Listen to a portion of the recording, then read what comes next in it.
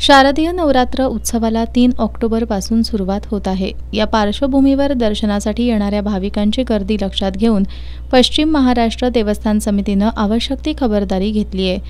9 दिवस चालणाऱ्या या सोहळ्याला भाविक दर्शनासाठी मोठ्या संख्येने येतात।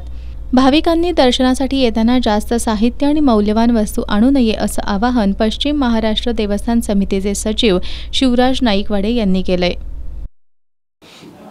फक्त भाविकांना एवढंच आव्हान आहे की आपण दर्शनासाठी येताना साहित्य जास्त आणू नये किंवा दागिन्यांचा सांभाळता येईल इतकाच वापर करावा, जेणेकरून दर्शनाच्या कामासाठी आलो तर दर्शन सुलभता व्हावी, इतर कुठल्याही प्रकारचा त्यात त्रास होऊ नये।